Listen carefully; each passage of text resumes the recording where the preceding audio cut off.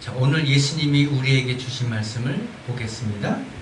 말씀은 베드로 전서 4장 12절부터 19절 말씀을 보겠습니다. 먼저 12절. 사랑하는 자들아, 너희를 연단하려고 오는 불시험을 이상한 일 당하는 것 같이 이상히 여기지 말고. 오늘 말씀 속에 나오는 주 단어는 뭐냐면 너희를 연단하려고 오는 불시험을 이상히 여기지 말라는 거예요. 먼저 창세기 19장 24절 말씀 한번 보겠습니다. 여호와께서 하늘 곧 여호와께로부터 유황과 불을 소돔과 고모라에 비같이 내리사. 소돔과 고모라가 멸망할 때 유황과 불로 멸망시켜요. 계시록 18장 8절부터 9절. 그러므로 하루 동안에 그 재앙들이 이르리니 곧 사망과 애통과 흉년이라. 그가 또한 불에 살라지리니 그를 심판하시는 주 하나님은 강하신 자이심이라. 9절. 그가 불타는 연기를 보고 위하여 울고 가슴을 치며. 이렇게 나오죠. 그래서 불이란 단어는 어떤 단어와 일맥상통하냐면 심판이라는 단어와 일맥상통합니다. 모든 성경에는 마지막 날 심판에 대해서 기록되고 있어요. 그런데 우리는 여기에 대해서 잊어먹거나 아니면 양치기 소년이 하도 심판이야 이런 얘기를 하다 보니까 이제 그 심판에 대해서 와닿지도 않고 그냥 얘기처럼 그렇게 받아들이는데 전혀 그렇지 않아요. 여러분이 말씀을 보신 바와 같이 성경 곳곳에 심판에 대해서 나와요. 예수님이 말씀하신 첫째 말씀이 그거잖아요. 회개하라, 천국이 가까웠다. 왜 천국이 가까웠냐면 심판의 날이 이르렀기 때문이죠.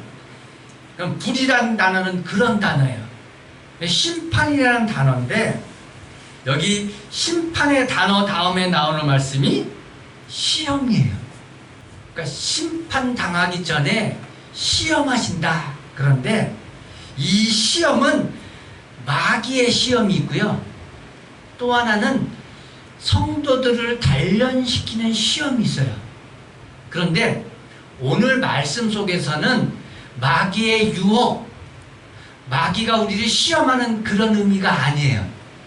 여기서는 다분히 성도를 지금보단 좀 더 나은, 그래서 어린아이 같은 신앙이 장성한 신앙으로 바뀌게 하기 위한 그런 연단, 그런 의미가 있어요. 자, 말씀을 한번 보겠습니다. 야고보서 1장 12절 말씀 한번 보겠습니다. 시험을 참는 자는 복이 있나니 이는 시련을 견디어낸 자가 주께서 자기를 사랑하는 자들에게 약속하신 생명의 멸류관을 얻을 것이기 때문이라. 시험을 참는 자는 복이 있는데 시련을 견뎌낸 자가 주께서 자기를 사랑하는 자들에게 약속하신 생명의 멸관을 얻게 하기 위해서 우리에게 무슨 시험을 주신다? 불시험을 주신다. 그렇기 때문에 이런 불시험을 이상히 여기지 말라는 거예요. 그럼 이상히 여기지 말라는 건 이것이 한 사람에게 특정된 것이 아니라 허다하게 이런 시험이 있다는 얘기죠. 자, 그것을 말씀으로 볼게요. 마태복음 10장 16절부터 20절. 보라, 내가 너희를 보냄이 양을 이리 가운데로 보낸과 같도다. 그러므로 너희는 뱀같이 지혜롭고 비둘기같이 순결하라. 사람들을 삼가라. 그들이 너희를 공회에 넘겨주겠고 그들의 회당에서 채찍질하리라. 또 너희가 나로 말미암아 총독들과 임금들 앞에 끌려가리니 이는 그들과 이방인들에게 증거가 되게 하려 하심이라. 너희를 넘겨줄 때에 어떻게 또 무엇을 말할까 염려하지 말라. 그때 너희에게 할 말을 주시리니 말하는 이는 너희가 아니라 너희 속에 말씀하시는 이 곧 너희 아버지의 성령이니라. 또한 말씀 가운데는 이런 말씀도 있어요. 내가 선지자들을 너희에게 수없이 보냈다. 그런데 너희가 더러는 때리고 더러는 돌에 던져 죽였다. 그런 말씀이 있죠. 자, 이런 것처럼 우리에게 그 시련은 당연히 옵니다. 그러므로 이상히 여기지 말라는 거예요. 여러분이 생활 속에서 시련이 온다면 이거는 왜 나한테 오지? 난 잘못한 게 없는데? 하고 여러분 두려워하거나 걱정하거나 왜 나만 이런 일이 벌어지나? 이런 생각을 하지 말라는 거예요. 13절 이런 불시험이 오면 오히려 너희가 그리스도의 고난에 참여한 것으로 즐거워하라. 이는 그의 영광을 나타나실 때에 너희가 즐거워하고 기뻐하게 하려 합니다. 자, 이런 실험은 오히려 너희가 그리스도의 고난에 참여하는 것으로 즐거워하라는 거예요. 그리스도의 고난에 참여한다. 그리스도의 삶 자체가 고난이었어요. 그러니까 우리가 고난당하고 우리가 어려움 당하는 것은 뭐다? 그리스도의 고난에 참여하는 거다. 자, 그러면 내가 고난당하는데 왜 그리스도가 참여하는 거예요? 그리스도는 하늘나라에 계신데? 여러분 그런 의미가 아니에요. 자, 성경에는 이런 의미가 있죠. 아버지와 나는 하나고 너희와 나도 하나다.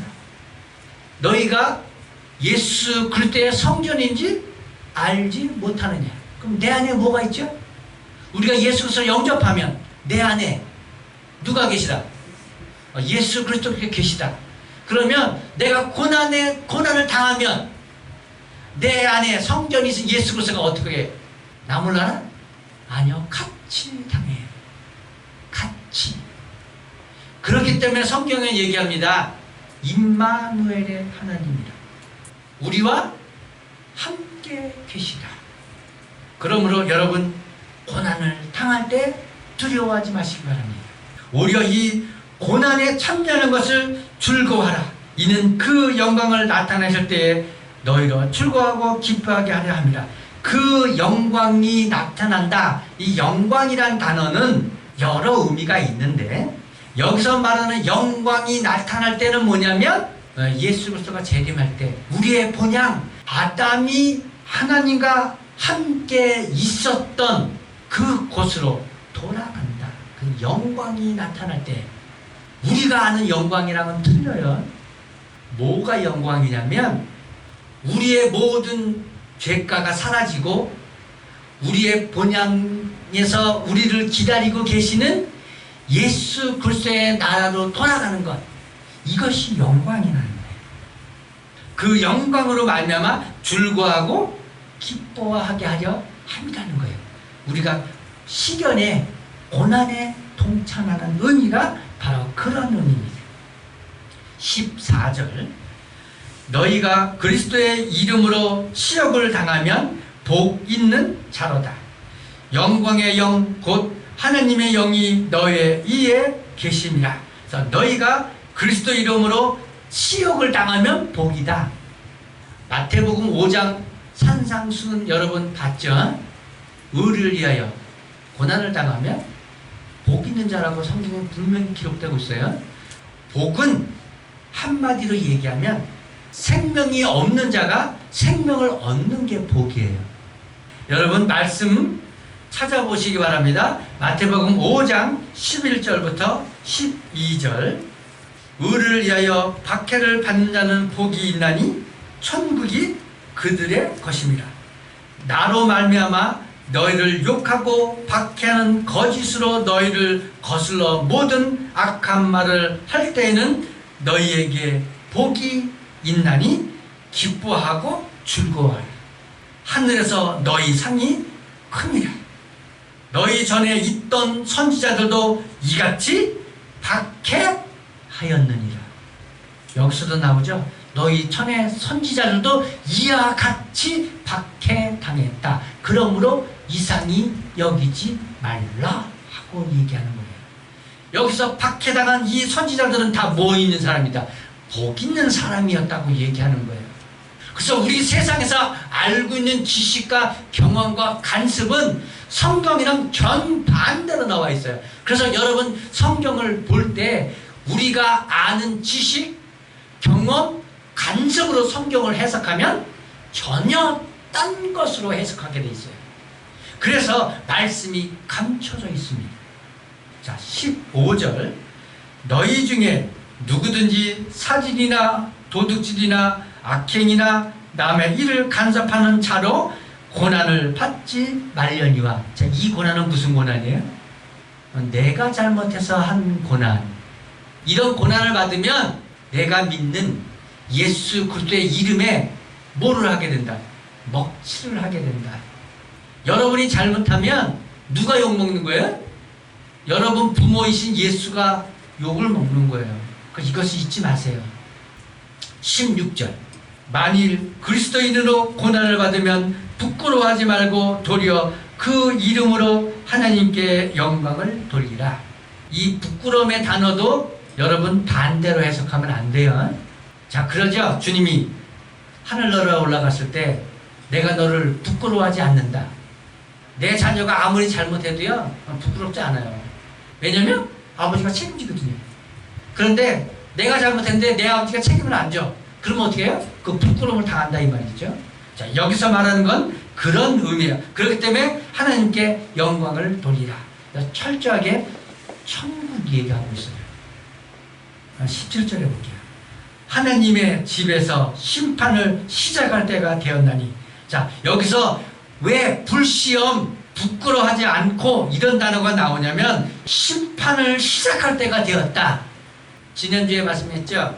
이사야 28장에 내가 여호와로부터 이 세상을 심판하시기로 작정하신 것을 들었다 하고 얘기했잖아요. 그죠? 주님도 뭐라 그래요? 심판할 때가 가까웠으니까 너희는 회개하고 내게 돌이켜라 얘기하잖아요. 심판할 때가 가까이 왔는데 만일 우리에게 먼저 하면 하나님의 복음을 순종하지 아니한 자들의 그 마지막은 어떠하며. 자, 여기서 보세요. 심판이 있는데 우리에게 먼저 하면, 이 단어는요 현재형이에요. 과거의 조상들이나 현재 사람들이나 다 똑같이 심판받는데 여기서 우리가 먼저 하면이란 이 우리란 단어는 예수 믿는 사람들을 얘기해요. 우리에게 먼저 하면 하나님의 복음을 순종하지 아니한 자들의 그 마지막은 어떠하며. 예수를 믿은 자, 예수 그리스도의 복음에 순종한 자들도 심판이 있는데 하물며 믿지 않는 자들에게 그 심판은 어떠하겠냐 하고 얘기하는 거예요. 18절. 또 의인이 겨우 구원을 받으면 경건하지 아니한 자와 죄인은 어디에 서리요. 이게 똑같은 말이에요. 의인이 겨우 구원받았다. 증거를 여러분에게 보여줄게요. 노아 시대 때 몇 명 구원받았다? 노아 시대 때 8명 구원받았다. 모세 시대 때 가나안에 들어간 사람 몇 명이다? 2명. 그러면 오늘날 몇 명 들어갈 것 같아요? 다 하나님 찾고 있어요. 너희가 나를 믿는다고 얘기하냐? 난 너 모른다고 얘기하는 성경에 분명히 기록되어 있어요. 교회 다닌다고 다 저기 구원받는 거 아닙니다. 자기가 믿고 싶은 거 믿는 거, 자기 마음대로 신을 만들어 놓고 그거 섬기는 거, 그거 뭐예요? 우상입니다. 자칭 신이라는 사람 많잖아요 지금. 그것만 있습니까?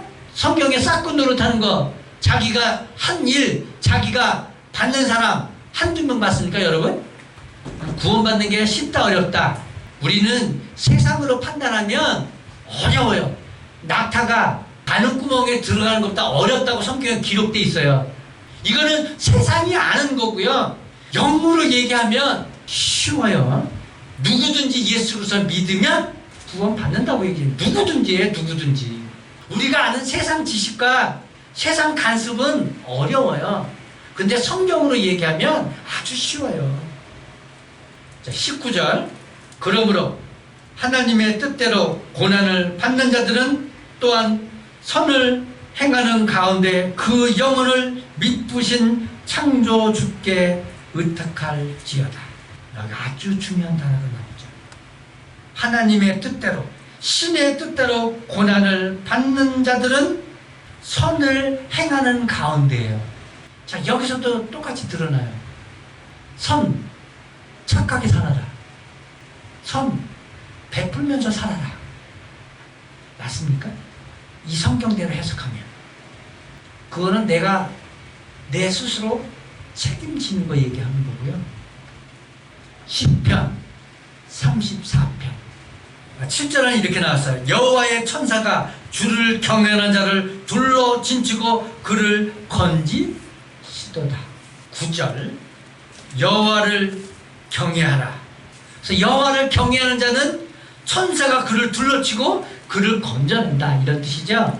그러므로 선을 행하는 건 뭐예요? 여호와를 경외하는 것, 예수 그리스도를 경외하는 것. 자, 경외라는 뜻이 무슨 뜻이었어요? 경외, 악을 미워하고 악을 떠나는 것이 경외하는 거예요. 우리는 경외라는 뜻을 존경이라는 뜻만 생각하고 있는데, 성경으로 더 정확히 얘기하면 악을 미워하는 것, 악을 대적하는 게 선입니다. 10절 여호와를 찾는 자, 예수 그리스도를 찾는 자. 예수 그리스도를 어떻게 찾아요, 여러분? 말씀 보면서, 아, 아버지가 나한테 이렇게 말씀하셨구나. 아버지가 앞으로 이런 일이 생길 테니까 너 조심해라. 응? 이렇게 말씀하고 계시구나. 아버지가 너 내가 데리러 올 거야. 응? 너 시험이 있을 거야. 응? 근데 너 그거 참고 견뎌라. 응? 너 치욕당하더라도 아버지가 다 갚아줄게. 그런 뜻 아닙니까 이게? 찾잖아요. 그죠? 보이잖아. 그런데 왜 우리는 찾는 것조차 하지 않느냐 말이죠. 찾지도 않으면서 예수 믿는다? 거짓말이죠. 다 거짓말쟁이들만 있는 거예요, 세상에. 13절 혀를 악에서 금하며 내 입술을 거짓말을 금하는 것. 그래서 예수 믿는 사람들은 거짓말 대신대로 하지 않으려고 정직하게 말하려고 노력해요. 자, 14절 악을 버리고 선을 행하며 화평을 찾는 자를 따를지어다. 악을 버리고 선을 행하며, 여기 선자 분명히 이렇게 나오잖아요. 그렇죠? 선건도 행하며 그 영혼을 믿으신 창조주께 의탁할지어다. 우리가 예수 믿었는데 나를 구원하고 안 하고는 누구의 결론이에요? 예수 그리스도가 결론 냅니다. 우리는 달려갈 길을 달려갈 뿐이에요. 내가 예수 믿고 목사 돼서 열심히 설교했으니까 나는 당연히 구원받겠지? 아니요. 나를 누가 구원해요? 예수 그리스도가 구원하는 거예요. 그러면 내가 자랑할 게 아무도 없어요. 성경에 그렇게 기록됐어요. 아브라함이 구원받은 것은 그의 행위로 구원받은 게 아니라 예수 그리스도를 믿음으로 구원받았다. 그러므로 자랑할 것이 아무것도 없다고 얘기해요. 바울도 얘기하고 있어요. 자랑할 것이 아무것도 없다고. 그래서 위탁해요. 이 위탁한 장면이 나오는 게 있는데, 사도행전 7장 59절 그들이 돌로 스데반을 치니 스데반이 부르짖어 이르되 주 예수여 내 영혼을 받으시옵소서. 누가복음 23장 46절 말씀 보겠습니다. 예수께서 큰 소리로 불러 이르시되 아버지 내 영혼을 아버지 손에 부탁하나이다. 그 영혼을 믿으신 창조주께 의탁할지어다. 바로 말씀을 이루시는 거예요. 자, 여호와께서 말씀했어요. 다른 말로 이렇게 여호와께서 법을 만드셨어요. 그런데 본인이 안 지키면 어떻게 되죠? 자격 없는 거예요. 그렇기 때문에 마지막 죽는 그 순간까지도 이 말씀에 순종하셨던 모습이 바로 이 모습이에요. 그러면 예수님도 이렇게 순종하셨다면 우리는요? 우리가 더 말할 거 없잖아요. 여러분 기억하십시오. 뭐라고 기도하라고요? 주여 내 영혼을 의탁합니다. 자, 기도합시다.